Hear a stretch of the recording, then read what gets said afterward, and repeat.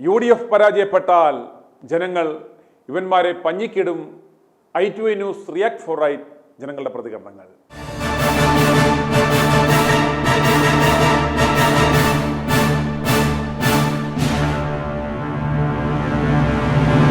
പിണറായി വിജയന്റെ ദുർഭരണത്തിൽ നിന്നും മോചനം നേടുവാൻ കച്ചിത്തുരുമ്പായി കേരളത്തിലെ ജനങ്ങൾ കാണുന്ന UDFനെ ശിഥിലമാക്കുവാൻ നോക്കുന്ന കുലംകുത്തികളായ ഉസ്മാൻ രമേശിനെയും സരിതാ വേണുഗോപാലിനെയും ജനങ്ങൾ കൈകാര്യം ചെയ്യാൻ ഒരുങ്ങുന്ന സ്ഥിതിയിലേക്ക് കാര്യങ്ങൾ എത്തിക്കൊണ്ടിരിക്കുന്നു.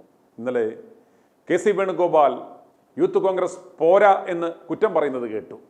യൂത്ത് കോൺഗ്രസിന് അടിത്തറയില്ലെന്നും ഇന്നലെ രണ്ടെണ്ണം വിട്ടിട്ട് കിടന്നപ്പോഴാണോ KCക്ക് ആ ബോധോദയം ഉണ്ടായത്? ഇത്രയും കാലം താങ്കൾ എവിടായിരുന്നു?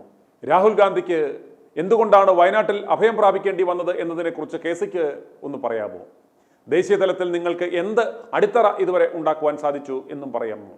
ഇപ്പോഴത്തെ യൂത്ത് കോൺഗ്രസ് പിള്ളേർ അടികൊണ്ടതിൻ്റെ അവരുടെ ചോരയുടെ വിലയാണ് KC നിങ്ങൾക്കിപ്പോൾ കേരളത്തിൽ എന്തെങ്കിലും ഒരു നിലയുണ്ടെങ്കിൽ ഉള്ളത്. അവരെ നിങ്ങളുടെ വാക്കുകൾ കൊണ്ട് തളർത്താൻ പറ്റില്ല.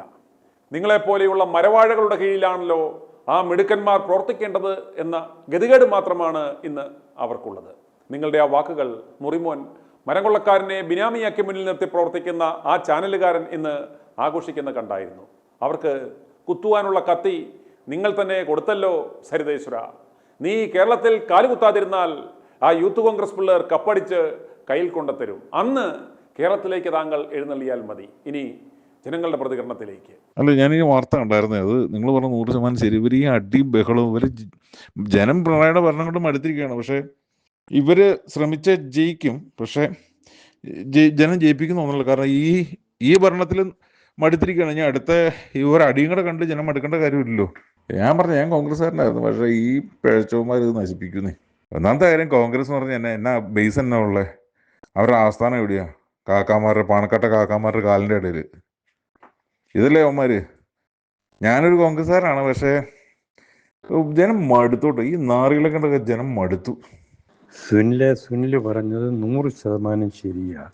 കരുണാകരൻ ജീവിച്ചിരുന്ന സമയത്ത് തന്നെ രമേശ് മുഖ്യമന്ത്രിയുടെ ചട്ടയും തെപ്പിച്ചു വെച്ചുകൊണ്ട് അയാളെ ഏറ്റവും പ്രായം കുറഞ്ഞ മുഖ്യമന്ത്രിയായിട്ട് കയറാൻ റെഡിയായിട്ടിരുന്ന അന്ന് ഇന്ദിരാഗാന്ധി എടുത്ത് കരുണാകരൻ പറഞ്ഞ കോട്ടയത്ത് ഇവനെ നിർത്തിയത്. അത് ഇവൻ്റെ അന്നേരത്തെ ഒരളവായിരുന്നു. അങ്ങേരുടെ കാല് വാരാനുള്ള പരിപാടിയാവിനത്. ആ തിരുത്തൽവാദി കൊണ്ടുവന്നതും ഇവനെ രമേശാണ്. അങ്ങനെ ഇതിനകത്തുള്ള എല്ലാം തൊടുത്തി കുത്തു പാർട്ടികളാണ്. സുനിൽ പറഞ്ഞത് 100% ശരിയാണ്. അപ്പോൾ ഈ സുനിലിൻ്റെ ഇപ്പോഴത്തെ പുതിയ സബ്ജക്റ്റ് കണ്ടു, ഈ കോൺഗ്രസിൻ്റെ ഈ പടൽപ്പിണക്കവും അധികാരമോഹവും. ആ ചെയ്ത വീഡിയോ ഒക്കെ സൂപ്പറായിട്ടുണ്ട്. അതിൻ്റെ ഒരു കാര്യം എന്ന് പറഞ്ഞാൽ, ഈ കോൺഗ്രസ്സിലെ ഈ പല നേതാക്കന്മാർക്കും ഈ മീഡിയക്കാരെ കൈകാര്യം ചെയ്യുന്ന അറിയത്തില്ല. പ്രത്യേകിച്ച് രമേശ് ചെന്നിത്തല, ഒരു പരിധി വരെ മുരളീധരനും അങ്ങനെ തന്നെയാണ്. പിന്നെ ഇവരൊക്കെ ഇവരുടെ ഓരോ പ്രമാണിത്വം കാണിക്കാൻ വേണ്ടി വായി വരുന്ന വെട്ടിത്തരമൊക്കെ മീഡിയക്കാരോട് വിളിച്ചു പറയും. മെയിൻ തിങ് അതാ.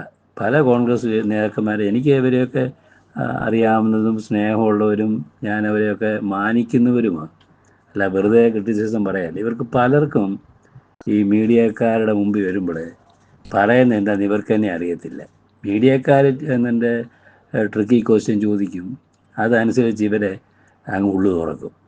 ഒന്നാം മെയിൻ അതാ. പിന്നെ ഈ അധികാരമോഹത്തിന് ഈ അതിന് ഒട്ടും കുറവില്ലല്ലോ.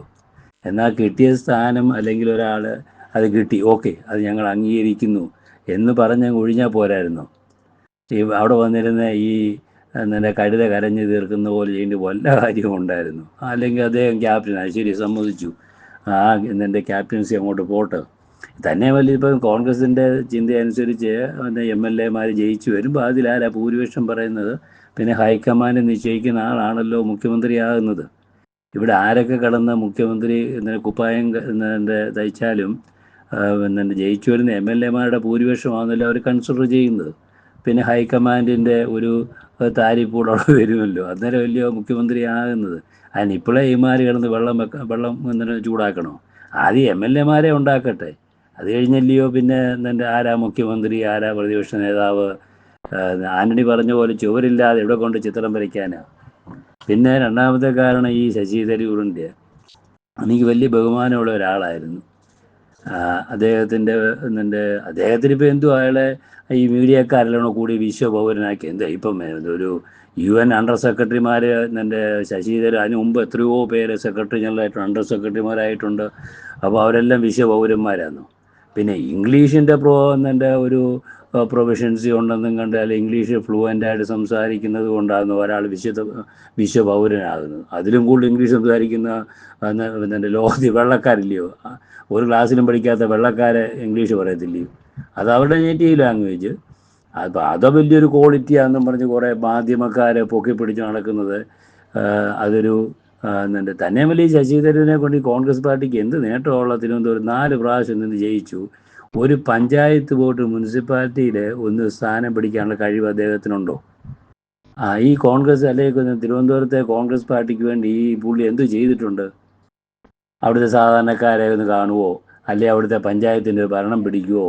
അല്ലെങ്കിൽ അവിടെ പാർട്ടിയെ വളർത്തുവോ? ഒന്നും ചെയ്തിട്ട് പുള്ളി ഇങ്ങനെ പുള്ളിയുടെ ഈഗോയിൽ ഞാനാണ്ട് വലിയ കാര്യമാണ്, കുറച്ച് 5-6 പുസ്തകം എഴുതിയെന്നു. അതൊക്കെ ശരിയാണ്. അതൊക്കെ പുള്ളി വളരെ ജ്ഞാനിയുമാ, വളരെ ബ്രില്യൻറ്റുമാ, കഴിവുള്ളവനുമാ. അതൊക്കെ നല്ല കാര്യമാണ്. അപ്പോൾ അതുകൊണ്ടൊന്നും ഒരാളെ ഒരു പാർട്ടി ഭരണ ഒരു മുന്നണി സംവിധാനത്തെ നയിക്കാനോ ഒരു റൂളിംഗ് കപ്പാസിറ്റിയൊക്കെ പുള്ളിക്കൊന്നും ഇല്ല. താത്വികമായി ഫിലോസഫി പറഞ്ഞു കഴിഞ്ഞാൽ കൊണ്ട് ഭരണം നടക്കത്തില്ല. ശശി തന്നെ കൊണ്ടൊന്നും ഭരിക്കാൻ പറ്റത്തില്ല. അത് 100% ഉറപ്പാണ്. അല്ലെങ്കിൽ തന്നെ താഴെ നിലയിൽ പ്രവർത്തിച്ച പുള്ളിക്ക് എന്ത് പരിചയമുണ്ടല്ലേ, എന്തൊരു എക്സ്പീരിയൻസ് ഉണ്ട്. ഒരു മുന്നണി സംവിധാനത്തിൽ പ്രശ്നം വരുമ്പോൾ അവിടെ ഇംഗ്ലീഷ് പറഞ്ഞാലൊന്നും കാര്യം നടക്കത്തില്ല, അല്ലെങ്കിൽ പുസ്തകം എഴുതിയെന്ന് പറഞ്ഞാലും കാര്യം നടക്കത്തില്ല. അതിനെ ട്രാക്ക് ചെയ്യാനുള്ള കഴിവും പ്രാപ്തിയും വേണം. അത് അദ്ദേഹത്തിനില്ല. പിന്നെ ഞാനൊന്ന് ചോദിച്ചോട്ടെ, ഇപ്പം ഈ സ്ഥാനത്ത് ഇപ്പം കോൺഗ്രസ്സാണ് ഭരിക്കുന്നതെങ്കിൽ ഈ BJPയുടെ മുതിർന്ന ആൾക്കാർ വല്ല ഇങ്ങനെയുള്ളൊരു സ്ഥാനം ഏറ്റെടുക്കുമോ? ഇല്ലല്ലോ. മൻമോഹൻ സിംഗ് ഭരിക്കുമ്പോൾ ഇതുപോലെ പ്രശ്നം ഉണ്ടാക്കിയപ്പോൾ ഇന്നത്തെ പ്രധാനമന്ത്രി പറഞ്ഞ ഭാഷകൾ നമുക്കറിയാവുന്നതാണ്. മൻമോഹൻ സിംഗിനെ വിളിച്ചത് അന്ന് രാജ്യസ്നേഹമൊന്നും അവർക്കില്ലായിരുന്നല്ലോ. അല്ലെ അന്ന് BJP എന്നുള്ള ആളിനെ അവർ ഡെപ്യൂട്ടേഷൻ ഒന്നും വിട്ടില്ലല്ലോ. അപ്പോൾ ഇപ്പം ഈ തരവ് കളിക്കുന്നതെന്ന് പറഞ്ഞാൽ വെറും ഒരുമാതിരി എന്തുവാ പറയുന്നത്, നമ്മൾ പറയത്തില്ലേ ഈ മുമ്പേ ജനിച്ച ആ സ്വഭാവമാണ്. അധികാരത്തിന് വേണ്ടി ഏതോ സ്ഥാനമാനത്തിന് വേണ്ടിയുള്ള വെറും ഒരു ചീപ്പ് പരിപാടി എന്നേ ഞാൻ കാണുന്നുള്ളൂ. ഏതായാലും ശശി തരൂരിനെക്കാട്ടി എനിക്ക് ഇപ്പം പ്രായത്തിനൊന്നും കുറവൊന്നുമില്ല. കോൺഗ്രസിൻ്റെ അനുഭവവും പാരമ്പര്യവും ഒക്കെ ഉണ്ട്. പക്ഷേ ഈ പുള്ളി ഇപ്പം ഈ കാണിക്കുന്നത് വെറും ഒരുമാതിരി നമ്മൾ പറയത്തില്ലേ മറ്റേ പരിപാടിയാണ്. അത് തന്നെ കാര്യം. ഇപ്പം ഈ സ്ഥാനത്ത് ഇപ്പം കോൺഗ്രസ് ഭരിച്ചിരുന്നെങ്കിൽ BJPക്കാർ അവരുടെ ഏതെങ്കിലും നല്ല കഴിവുള്ള നേതാവിനെ വിടുമായിരുന്നു ഇങ്ങനെ രാജ്യത്തിൻ്റെ താല്പര്യത്തിന് വേണ്ടി. നമുക്കത് അനുഭവമല്ലേ. മൻമോഹൻ സിംഗ് ഭരിക്കുന്നുണ്ട് പ്രശ്നം അവിടെ ഇതുപോലെ പാകിസ്ഥാൻ പ്രശ്നം ഉണ്ടായപ്പോഴൊക്കെ മോദിജി പറഞ്ഞ ഭാഷകൾ നമുക്കറിയാവുന്ന. അന്ന് അവരുടെ ഈ രാജ്യ താല്പര്യം അവിടെ പോയി. അപ്പോൾ അന്ന് 3 വോട്ടിന് വേണ്ടി BJP കളിച്ചതെല്ലാം നമുക്കറിയാവുന്ന. അങ്ങനെ ഡോളർ 10 രൂപയ്ക്ക് കിട്ടും, എണ്ണ 50 രൂപയ്ക്ക് കിട്ടും എന്നും പറഞ്ഞ് കേട്ട് ഇന്നിപ്പോൾ എവിടെ പോയി? ആർക്കും അനക്കമില്ലല്ലോ. അപ്പോൾ ഇവിടുത്തെ കുറേ മീഡിയകൾ ചുമ്മാ ഇങ്ങനെ ഈ പെയ്ഡ് മാഫിയ മീഡിയകളായി കേരളം നശിപ്പിക്കുന്നത്. അവർ മറ്റുള്ളവരെയൊക്കെ കാശ് വാങ്ങിച്ചുകൊണ്ട് ഈ കേരളം മുടിക്കാനുള്ള ശ്രമമാണ്. എനിവേ അത് അപ്പോൾ അതുകൊണ്ട് കോൺഗ്രസ്സുകാർ ഇവരുടെ ഈ ഇൻഡയറക്റ്റ് മീനിങ് ഉള്ള ഈ പത്ര ഇൻ്റർവ്യൂകൾ നിർത്തണം. അതെനിക്ക് ഏറ്റവും ഇഷ്ടമുള്ള ഒരാളാണ് മുരളീധരൻ. പക്ഷേ പുള്ളിയുടെ ഈ ഇൻഡയറക്റ്റ് ഒരു സംസാരമുണ്ട് പത്രക്കാരെ കാണുമ്പോൾ. എന്ന് പറഞ്ഞു കഴിഞ്ഞാൽ നമ്മൾ പറയത്തില്ലേ എന്തുവാ തേൻ തേച്ച് മറ്റേ പണി ചെയ്യുന്ന നമ്മൾ പറയത്തില്ലയോ, കഴുകാതെ മറ്റേ പണി ചെയ്യുന്ന പോലെ പരിപാടിയാണ്. അതൊക്കെ മോശമാണ്.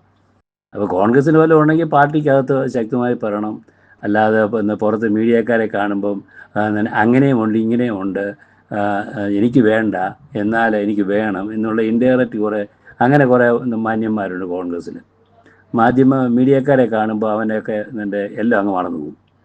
അപ്പോൾ ഇതൊക്കെ ഒന്ന് നിർത്തിയില്ലെങ്കിൽ കോൺഗ്രസ് കേരളത്തിൽ കിളച്ച് പിടിക്കത്തുമില്ല. ഇവനൊക്കെ അടി കൊണ്ട് ചാവുകയും ചെയ്യും. അത് മനസ്സിലാക്കിയ കൈമാർക്ക് നല്ലത്. അപ്പോൾ അതായത് സുനിൽ ആരംഭിച്ച ഈ ഉദ്യമം നല്ലതാണ്.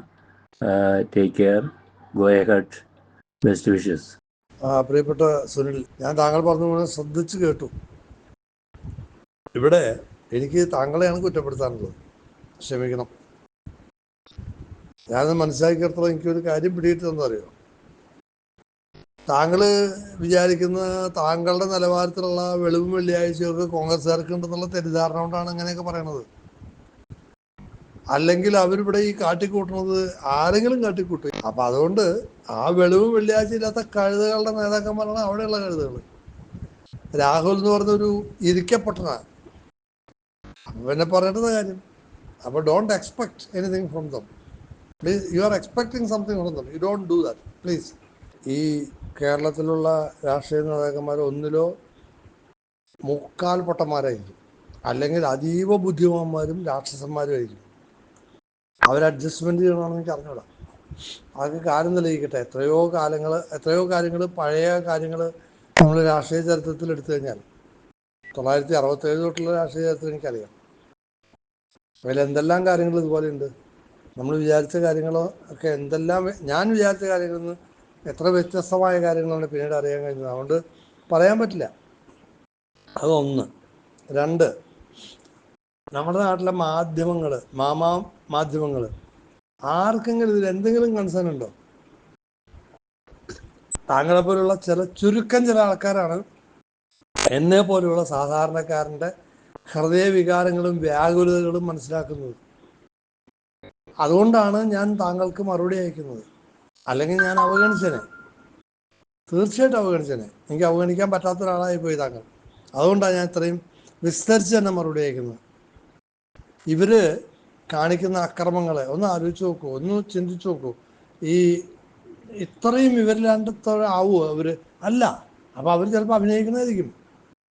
പിന്നെ ഞാൻ ഒരു കമ്മ്യൂണിസ്റ്റുകാരനായിരുന്നു, കടുത്ത കമ്മ്യൂണിസ്റ്റുകാരായിരുന്നു.